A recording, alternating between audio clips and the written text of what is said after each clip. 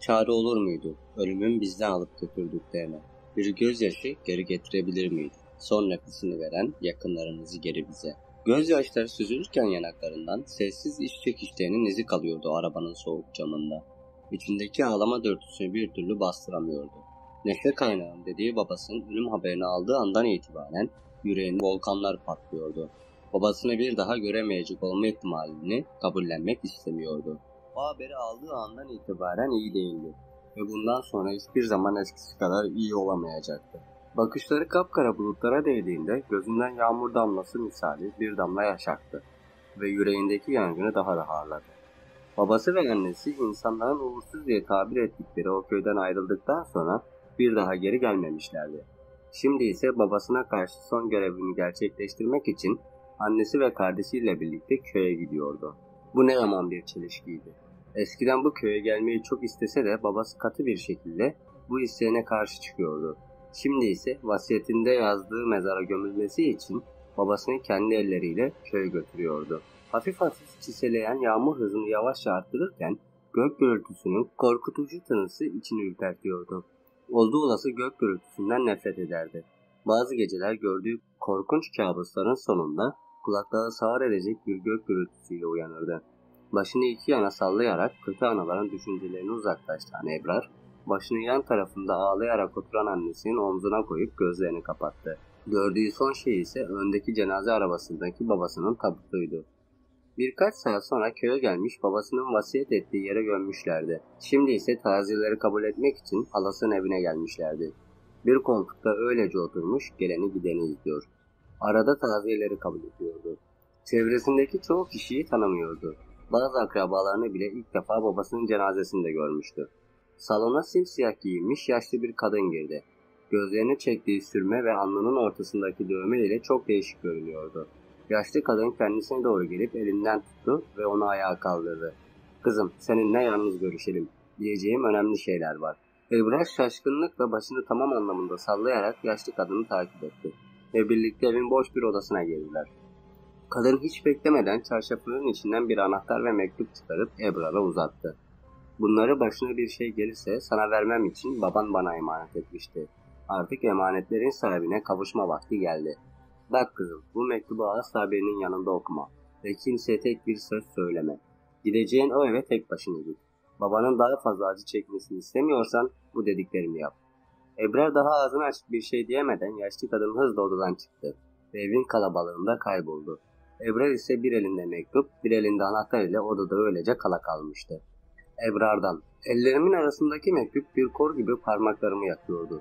Gözyaşlarım pamuk gibi beyaz tenimden mektubun sararmış sayfasına damlarken buna engel olacak gücü kendimde bulamıyordum.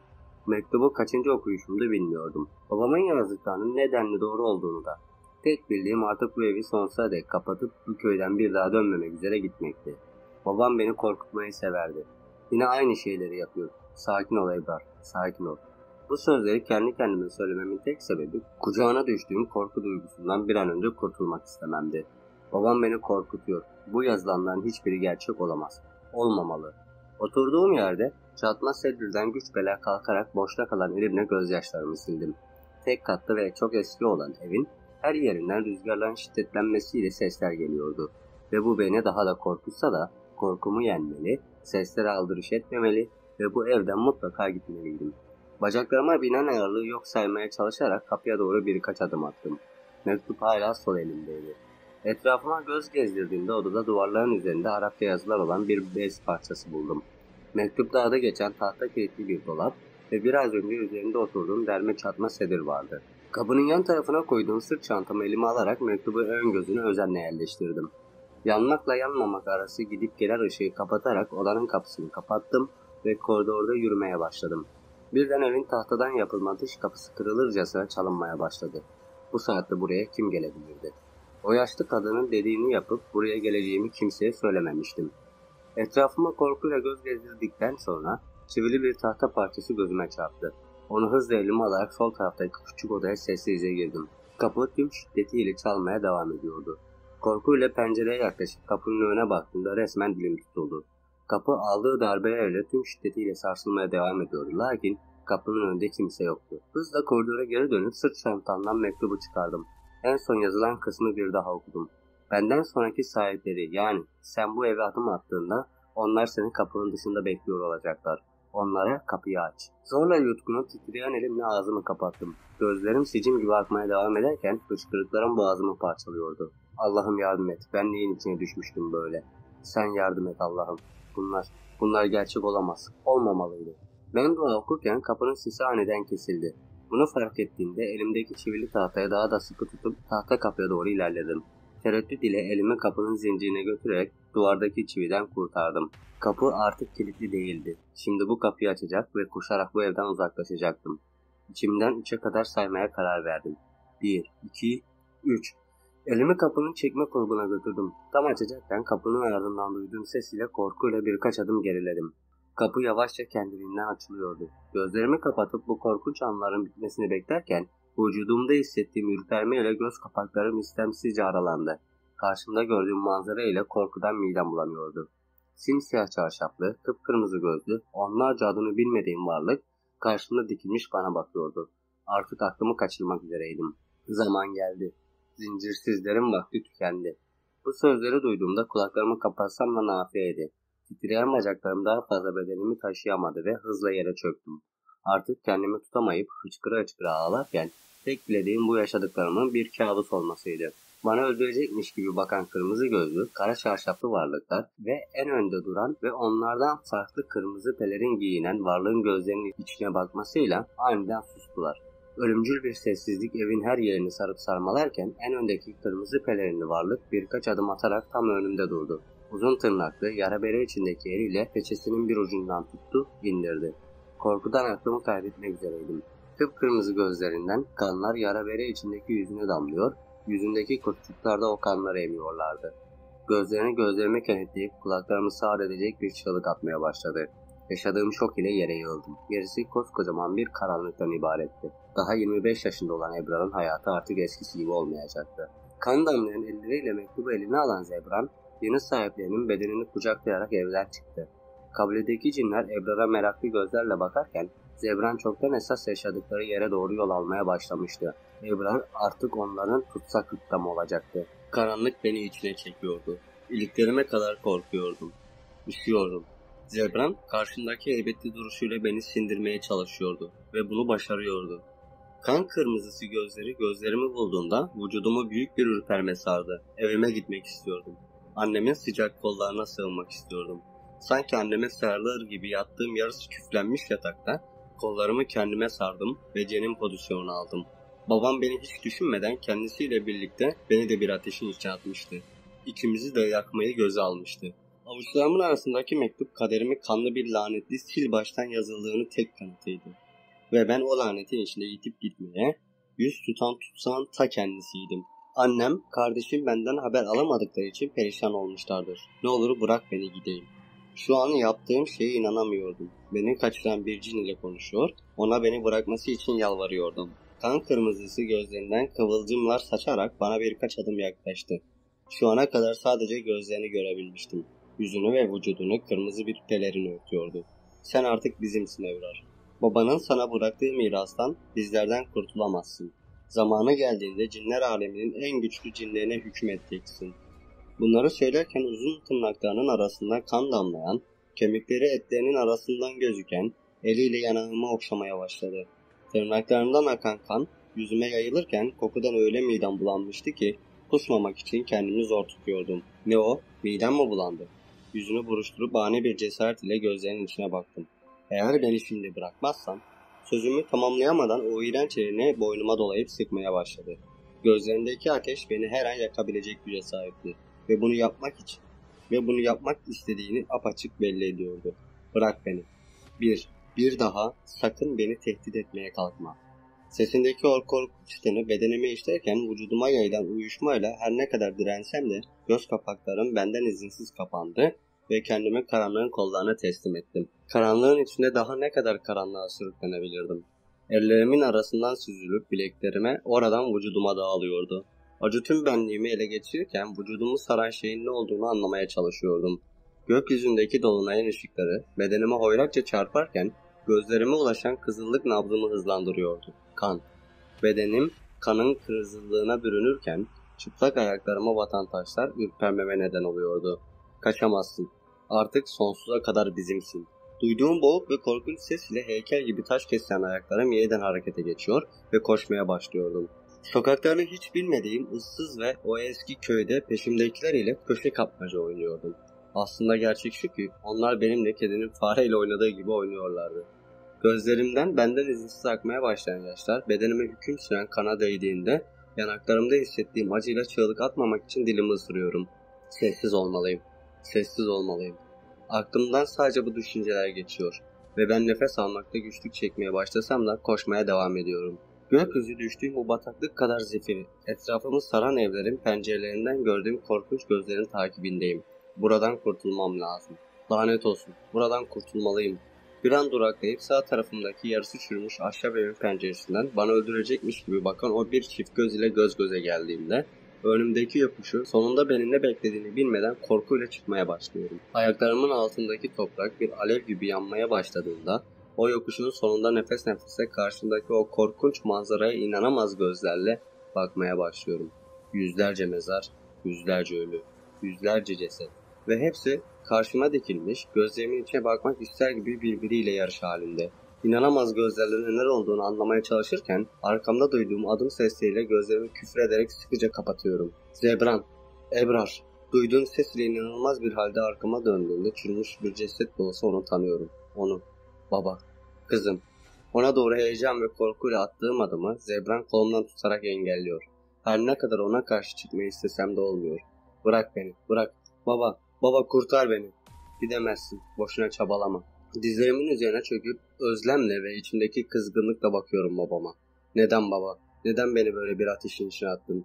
Bana, bize bunu neden yaptın? Yüzünün yarısı yanmış, vücudu kapkara ve yer yer büyük yaralar açılmış. Bacaklarındaki kemikler gözüküyor ve o kemiklerin üzerinde yaraların içinde küçük böcekler geziniyor. Vücudunu saran kızgın demirler bedenine her değdiğinde yanmış et kokusu ve dumanlar etrafa yayılıyor. Burnuma gelen kokuyla midem bulanıyor ve midemde hiçbir şey olmamasına rağmen istifa etmeye başlıyorum. Kızım, ne olur kabul et ve cinlerimin hüddamı ol. Eğer kabul etmezsen bana her gün işkence çektirecekler. Her gün acı içinde mezarımda çığlıklar atacağım ve bunu bir tek sen duyacaksın. Kanının rengine bulanmış elbisem ile ağzımı silip babamın bembeyaz olmuş gözlerinin içine korku ve inanamaz gözleriyle baktım. Benden gerçekten bunu mu istiyordu? Annem ve kardeşim ne olacaktı? Peki ya nişanlım, okulum, hayatım, hayallerim ne olacaktı? Bunları düşünürken babama olan özlemimin yerine büyük bir öfke ve kızgınlık almaya başladı. Sen bana tüm hayatını sil at ve benim dediğim yoldan gitme diyorsun baba. Bunu bana nasıl yapabildin? Nasıl? Uzun boy ve simsiyah bedeniyle bir varlık ucunda ateş yanan kırmızı demir ile hiç düşünmeden babamın bedeninde yeni yaralar açmaya başladı. Babam çektiği acıdan feryat ederek bağırırken Zebran beni saçından tutup sürükleyerek biraz daha babama yaklaştırdı. Demir çubuğu babamın çürümüş bedenine her soktuğunda sıçrayan kanlar yüzüme, bedenimin her yerine sıçramaya başlamıştı. Kızım, yardım et, kurtar beni bu azaptan. İki elimle kulaklarımı kapayıp iki büklüm oldum ve babamın çığlıklarını bastırmak istercesine çığlık atmaya başladım. İçimdeki acıyı atabilmem imkansızdı. Babamı karşımda işkence görürken onu kurtarabilecek tek kişi bendim ve vereceğim karar hayatımı kökünden değiştirecekti. Kulaklarımdaki çınlamayla babamın bağırışlarını uğultu haline almaya başladı. Başım dönüyor, midem bulanıyordu. Ama ayakta kalmaya çalışıyordum. Hatırladığım son şey ise Zebra'nın beni omuzlarımdan tutup zorla babama bakmamı istemesi ve babamın işkence görüp delik deşik olan bedeninin üzerine atılmasıydı. Sonrasında koskoca bir karanlık, benim karanlığım.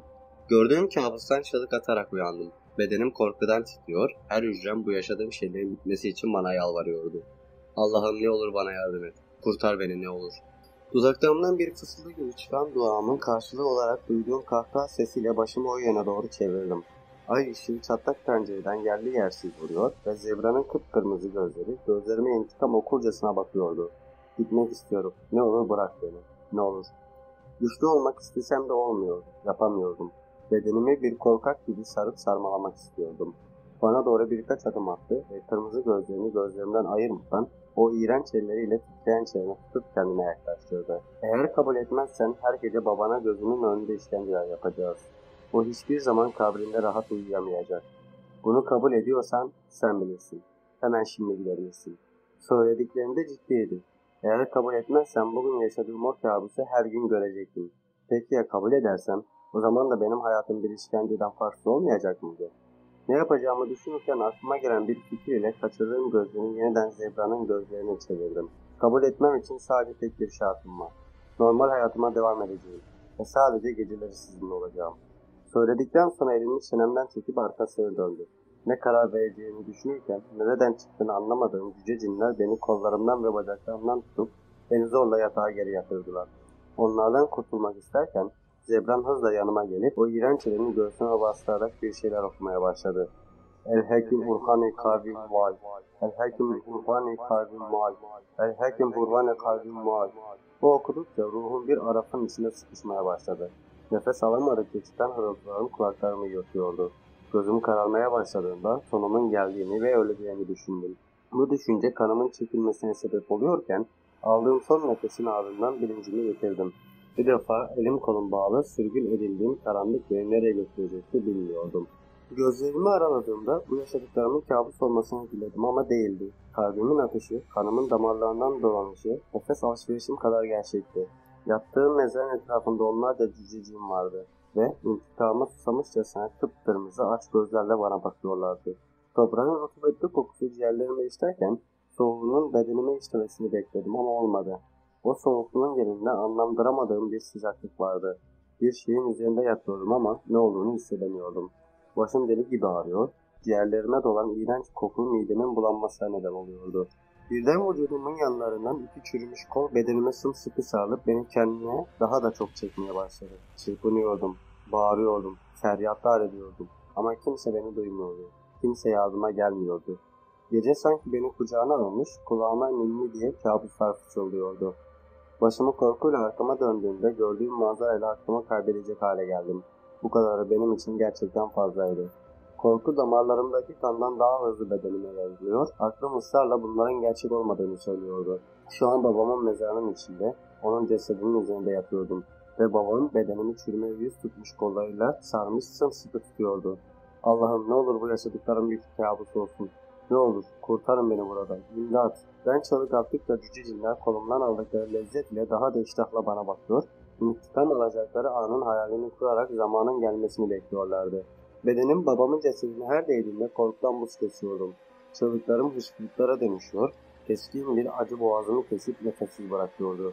Vücudum her çırpınışında biraz daha yoruluyorken sonunda mecalim kalmamış bir halde kendimi babamın cesedinin üzerine korku ve çaresizlik ile bıraktım. Lakin onun kolları hala bir beton gibi sertti ve beni sıkıca tutmaya devam ediyordu. Ve işte o an kırmızı peleriyle aynı rengi taşıyan ateş saçan gözleriyle Zebran ayak ucuma dikilip bana baktığını gördüm. Gözlerindeki alaycı bakışlar beni korkutuyordu. Daha ne yapabilir diye düşünüyorken duyduğum kelimeler ile boğazımda büyüyen yumru yerini sönmeyen bir kora bıraktı. Hazır mısın evler? Asıl her şey şimdi daha yeni başlıyor. Gecenin gündüze kavuşması kadar gerçekti yaşadıklarım. O iğrenç ellerini yüzümde hissetmek midemi bulandırıyordu. Fısıltıyla okuduğu kelimeler ruhumu sıkıştırıyordu. Boğazımda hissettiğim acıyla derin bir nefes almak istedim ama ciğerlerimde hissettiğim yanma hissi ve acıyla bu gitgide güç bir hal almaya başlamıştı. El-Hakim Burhani Kavmin Mual. Duraklayıp diğer elimi göğsümde kalbimin üzerine yerleştirdim. Korkuyordum. Hem de deli gibi korkuyordum. Ama bu Zebra'nın yüzünden değil, bana yaşatacağı şeyler yüzündendi. Babamın gerçek yüzünü öğrenmiş olmam yetmezmiş gibi bana bıraktığı mirasın dehşetini üzerimden atamamıştım. Bir karar vermem gerekiyordu. Ve ben aklım ve kalbim arasında sıkışıp kalmıştım. Kurseyyü, Lumanet, Sihta. Elini kalbimden başlayıp tüm vücudumda gezdirmeye başladığında beni iyi şeylerin beklemediğini anlamıştım. Uzun tırnaklı parmaklarının değdiği her yere sanki milyonlarca iğne batıyordu.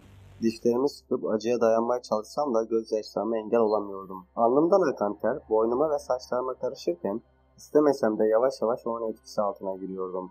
Hüllenzi, Kermanihun. Birden kulak zarlarımı patlatabilecek güçlükte bir çınlamayla kulaklarım acımaya başladı. Buna dayanacak gücüm kalmamıştı. Tüm vücudumu gezen parmakları en sonunda iki kaşımın ortasında durdu ve söylediği son sözleriyle gözlerim de ruhum gibi onun ellerine teslim oldu. Sehennevül mültezimin tehramülkin. Gözlerimi araladığımda bu yaşadıklarımın kabus olmasını diledim ama değildi. Kalbimin atışı, kanımın damarlarında dolanışı, nefes alışverişim kadar gerçekti. Gözlerine yalvarırcasına baktım. Daha fazlasını yaşamaya ne gücüm ne de takatim kalmıştı. Bedenimin her zerresini kontrol edemediğim bir şekilde titriyordu. Zebran, ne olur bırak beni. Sana yalvarıyorum. Dayanamıyorum artık. Yalvarışların, bu acizliğin hiç sana yakışmıyor Ebrar. Baban kadar cesaretli olmanı beklerdim. O senden daha ağır şeyler yaşadı. İşkenceler gördü. Birlikte birçok savaşa katıldık. Her savaşta ayrı başarılar oldu. Senin de babanın kızı olduğunu düşünmüştüm ama yanılmışım. Beni büyük hayal kırıklığına uğrattın. Ne savaşından, ne işkencesinden bahsediyorsun? Babamın bize gösterdiği yüzünün aksine bambaşka biri miydi? Korkularıma rağmen bunun gibi birçok soru aklımı işgal ediyordu. Bu soruların hepsinin cevabını benden, Ebrar ve sadece tek bir şartı kabul edersen cevaplarını öğrenebileceksin. Ve sen o şartın ne olduğunu artık biliyorsun. Biliyordum, beni istiyordu. Evet, seni istiyorum. Hem de her şeyinle. Sen aklımdan geçenlerin ama nasıl? Beni fazla hafif alıyorsun Ebrar. Bu daha hiçbir şey. Babamın cesedinden çıkan böcekler üzerinde dolaşmaya ve vücudumda yaralar açmaya başladıklarında gözlerim irice açıldı ve gözyaşlarım kan ile kaplı yüzümdeki ince bir çizgi halinde akmaya başladı. O böceklerden daha çok kana susamış cücecillerim var senin. Ve babanın tadına bakmak için sabırsızlanıyorlar Ebrar. Artık bir karar vermen gerekiyor. Ya hüddamımız olacaksın ya da bu gece sana işkencelerin en acısını yaşatacağım. Böcekler vücudunda küçük yaralar açmaya başlarken gözlerim korkuyla mezarlığı çepeçevre saran cüce cinlerin gözlerinde gezin ve hepsinin gözlerinde aynı ifadeyi gördüm. Zebra izin verdiği an babama ve bana işkence çektirecek olmanın sabırsızlığıyla bakıyorlardı. Zaman geçiyordu, durmuyordu ve işkence dolu anlarım bana adım adım yaklaşıyordu. Nişanlımı düşündüm. Annemi, kardeşimi, onlarsız bir hayatı nasıl yapabiliyorum? Peki ya okulum? Küçüklüğümden itibaren tek hayalim balerin olabilmekti. Bunun için neredeyse bebekliğimden itibaren özel dersler almıştım. Türkiye'nin en iyi okullarından birine sınavı geçip kabul edilmiştim. Arkadaşlarım, bir hayatım vardı. Ve şimdi ben tırnaklarımla birçok dişliği aşarak kurduğum hayatımı babam yüzünden bırakıp gitmek zorunda mı kalacaktım? Kabul etmezsem başıma neler geleceğini tahmin etmem zor değildi. Babamın en güçlü cini olan Zebran, ben kabul edene kadar hem bana hem babamı işkenceler edecekti. Ve hayatımın sonuna kadar her gün işkence çekecek. Süren azalıyor Ebrar. Artık bir karar ver. Korku ve telaşla damarlarımdaki varlığını hissettiren gözlerimi kapadım. Korku ve telaş damarlarımdaki varlığını hissettirirken gözlerimi kapadım. Ve titreyen dudaklarımı zapt etmeye çalışarak konuşmaya başladım. Ve tam kararımı söyleyeceğim. Beni sımsıkı tutan babamın kollarının aniden yere düşmesiyle çığlık atarak yerimde doğruldum. Zebran eğilerek beni kucakladı ve mezardan çıkarıp bir kimsenin üzerine oturttu. Kırmızı derili ve iri gözlü cüce cinlerin iştah dolu bakışları bir an olsun üzerlerimden çekilmezken ben Zebra'nın ateş saçan gözlerinin içinde korkuyla bakıyordum. Zebra'nın sadece bana ve babamla kalmayacağını, zamanla nişanlıma, anne ve kardeşime de zarar vereceğini biliyordum. Kendim için olmasa bile onlar için kabul etmeliydim. Kabul etmekten başka çarem de yoktu. Babamın bana bıraktığı mirası kabullenecek ve onun yerine hüddam olarak geçecektim. Zebran birkaç adım ile yanıma gelip beni ayağa kaldırdı. Hemen karşısında olmama rağmen yüzünü hala göremiyordum. Sadece içinde volkanlar patlayan gözlerini görmeme izin veriyordu. Merak etme, zamanı geldiğinde beni de göreceksin. Gözlerimin seni bu kadar etkilediğini bilmiyordum. Yutkunup gözlerimi gözlerinden kaçırdım. Onun yanında düşüncelerime hakim olmam gerekiyordu. Tamam, kabul ediyorum. Babamın vasiyet ettiği gibi hükümdarınız olacağım. Zebra'nın memnuniyet dolu bakışlarının ardından birçok şey hissediyordum. Bundan sonra başıma neler gelecekti hiçbir fikrim yoktu. O uzun tırnaklı ellerini gözlerimin üzerine koyup yeniden anlandıramadığım bir şeyler söylemeye başladı. Yeniden vücudum uyuşuyordu ve ayakta durmakta güçlük çekiyordum. Seher nevil mültezimin terra mülkün. Sonrası benim için yine karanlıktı. Bedenim kontrolümden çıkmadan önce son defa babamın mezarına baktım. Yüzeyi toprak ile örtülmüş, buradaki diğer mezarlardan bir farkı kalmamıştı ve ben sevdiklerim için biraz önce kendimden, hayatımdan vazgeçmiştim. Göz kapaklarımın üzerinde tonlarca ağırlık vardı. Başımın içinde filler tepişiyordu. Kendimi çok halsiz hissediyordum. Zorla kıpırdanıp gözlerimi araladığımda kendimi daha önce hiç görmediğim bir odada buldum. Ayaklarımın ucunda Zebran, yanında yaşlı bir adam ve birçok cin bana bakıyordu. Yaşlı adamın saçları ve sakalları bembeyazdı. Hafif toplu bir vücudu vardı. Gözleri deniz mavisi kadar berraktı. Yüzündeki çizgilerden birçok yaşanmışlığın olduğunu anlamak çok zor olmamıştı. Babanın olduğu gibi seni de ben eğiteceğim kızım. Bugünden itibaren benim evimde kalacaksın. Baban kadar güçlü ve ilmi olan bir hüddam olmaya hazır mısın? Sorduğu soruyla derin bir nefes alıp yutkundum. Hiçbir şey söyleyemiyordum. Sadece başımı aşağı yukarı sallayarak yetindim. Ve benim için yeni hayatımın ilk anları başlamış olmuştu. Son zamanlarda gerçekten enerjim çok düşük ve saçma sapan kabuslar görmeye, paranormal olaylar ve buna benzer şeyler yaşamaya başlamıştım. Bir süre bu konulara ve yazmaya ara verip kafamı toparlamam gerekiyordu. Geçmişte de ciddi bir şeyler yaşadığım için dikkatli olmaya çalışıyordum. Kendimi her ne kadar korumaya alıp yazsam da bazen etkisi olmuyor. Bazı kararlar verirsiniz ve verdiğiniz o kararların geri dönüşü olmaz. Bazı kararlar verirsiniz ve o kararların kaderinizin ta kendisi oluverir. İşte ben de kaderimi yeniden yazacak ve o kararı vermiştim. Canım yanıyordu, kalbim acıyordu. Geleceğimden, okulumdan, nişanlımdan, ailemden vazgeçiyordum. Ama bunu yapmak zorundaydım. Yaşarken benim için mucizeler kadar mükemmel olan babam, öldüğünde gerçek yüzünü göstermiş ve beni hiç istemediğim o hayata mecbur bırakmıştı. Zebran kıpkırmızı gözleriyle gözlerimin içine bitmeyen bir istek ve hevesle bakarken istediğini verdim ve kararımı ona yeniden söyledim. Ama aslında kendime kabullenmem için itiraf ediyordum. Tamam, hüddam olmayı kabul ediyorum. Ne derseniz yapacağım ve babam ile Zebran'a boyun eğdim. Kalbim acıyordu. Aklım karma karışıktı. Artık beni nelerin beklediğini bilmiyordum. Zebran birkaç adımda yanıma gelip o iğrenç eliyle yüzümü okşayıp parmaklarıyla çenemi kavrayıp başımı havaya kaldırdı. Bu kararı verdiğine pişman olmayacaksın Ebrar. Sesindeki keyif beni öfkelendirse de sakin kalmaya çalıştım. Ona istediğini vermeyecektim. Beni bu kararı almaya mecbur eden sensin Zebran. Kararım farklı olsaydı da pişman olacaktım. Gözlerinde gördüğüm kıvılcımlar ile yüzümü parmaklarından kurtarıp bir adım geriledim. Onunla bu kadar yakın olmak midemi bulandırıyordu. Artık annemin ve kardeşimin yanına gitmek istiyorum. Benden bu kadar sıkılmana çok üzüldüm. Birlikte biraz daha vakit geçirebilirdik. Lütfen beni annemin yanına götür hemen. Üzerine basa basa söylediğim kelimeler ile iğrenç sesiyle kahkaha atan Ebrar bana bir adım yaklaştı ve kolumdan sertçe tutup yürütmeye başladı. Birlikte bu köhne evden çıkıp köye benzeyen bu yerin sokaklarında yürümeye başladık. Evler benim kaldığım ev gibi köhneydi. 2 katlı olanlar gözüme daha korkunç geliyordu. Arada camların arkasında silüetler görüyordum. Aslında korkmam gerekiyordu ama içimde anlandıramadığım bir cesaret ve güç vardı. Babamın bana bıraktığı bu lanet dolu miras çoktan damarlarımdan kanıma işlemeye başlamıştı. Ve zamanla bir zehir gibi tüm hücrelerimi, ruhumu, benliğimi ele geçirecekti. Peki o zaman ben eskisi gibi olabilecek miydim? Çıplak ayaklarımla yürüdüğüm taşlı yollar gerçekler kadar canımı yaksa da aldırmadım. Geceyi aydınlatan dolunayın ışığıyla önüme zar zor seçiyordum. Evlerin pencerelerindeki gizemli bakışlar ruhumu gözetliyordu.